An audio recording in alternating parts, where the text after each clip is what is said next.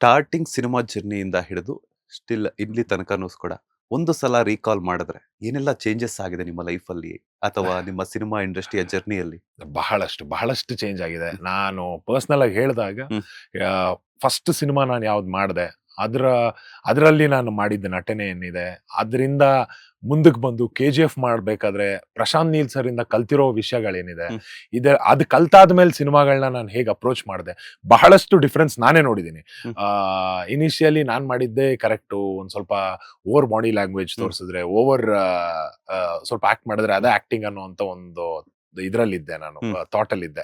ಅದು ತಪ್ಪು ಅಂತ ನನಗೆ ಅರ್ಥ ಆಗಿದ್ದು ನಾನು KGF ಮಾಡಿದಾಗ ಪ್ರಶಾಂತ್ ನೀಲ್ ಸರ್ ನನಗೆ ಹೇಳ್ಕೊಟ್ರು, ನೋಡಿ ಈ ತರ ಕಂಟ್ರೋಲ್ಡ್ ಆಗಿ ನೀನು ಮಾಡಿದ್ರೆ ಸಾಕು, ನಿನ್ನ ಕಣ್ಣು, ನಿನ್ನ ವಾಯ್ಸ್ ಏನಿದೆ ಅದು ಮಾತಾಡಿದ್ರೆ ಸಾಕು, ಸಿನಿಮಾ ಕ್ಯಾರೆಕ್ಟರ್ ಏನಿದೆ ಅದು ಆದಷ್ಟು ನಿನ್ನನ್ನ ಮುಂದಕ್ಕೆ ತಗೊಂಡು ಹೋಗುತ್ತೆ ಅನ್ನೋ ಒಂದು ಇದು ಕಲಿತೆ. ಸೊ ಸಿನಿಮಾ ಕಲ್ತ್ಕೊಂಡ್ ಬಂದಿದ್ದೀನಿ. ಅವತ್ತು ನೋಡಿದಾಗ ಇವತ್ತು ಕುತ್ಕೊಂಡು ಹಳೆ ಸಿನಿಮಾಗಳು ನೋಡಿದಾಗ ಇದನ್ನ ಹಿಂಗ್ ಮಾಡ್ಬೋದಾಗಿತ್ತಲ್ಲ, ಹಂಗ್ ಮಾಡ್ಬೋದಾಗಿತ್ತಲ್ಲ ಅಂತ ಯೋಚನೆ ಮಾಡ್ತೀನಿ.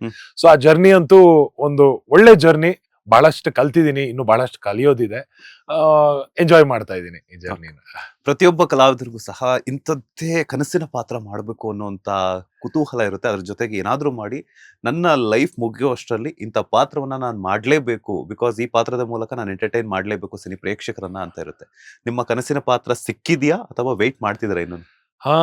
ಕನಸಿನ ಪಾತ್ರ ಅಂತ ನಾನು ಯಾವತ್ತೂ ಫಿಕ್ಸ್ ಮಾಡ್ಕೊಂಡಿಲ್ಲ. ನನಗೆ ಇದೇ ಮಾಡ್ಬೇಕು, ಹೀಗೆ ಒಂದು ಕ್ಯಾರೆಕ್ಟರ್ ಮಾಡ್ಬೇಕು ಅಂತ ನಾನು ಯಾವತ್ತೂ ಫಿಕ್ಸ್ ಮಾಡ್ಕೊಂಡಿಲ್ಲ. ಅದು ಬಂದಾಗ ಅದನ್ನ ನಾನು ಅರ್ಥ ಮಾಡ್ಕೊಂಡು ಒಂದು ಬೇರೆ ರೀತಿ ಅದನ್ನ ಹೇಗೆ ಅಪ್ರೋಚ್ ಮಾಡ್ಬೇಕು ಅಂತ ಯೋಚನೆ ಮಾಡ್ಕೊಂಡೆ ಹೋಗಿದ್ದೀನಿ ಹೊರತು ನನಗೆ ಇದೇ ಬರ್ಬೇಕು, ಇದೇ ಕ್ಯಾರೆಕ್ಟರ್ ಒಂದು ಸಿಗ್ಬೇಕು ಅಂತ ನಾನು ಇವತ್ತವರೆಗೂ ಯೋಚನೆ ಮಾಡಿಲ್ಲ.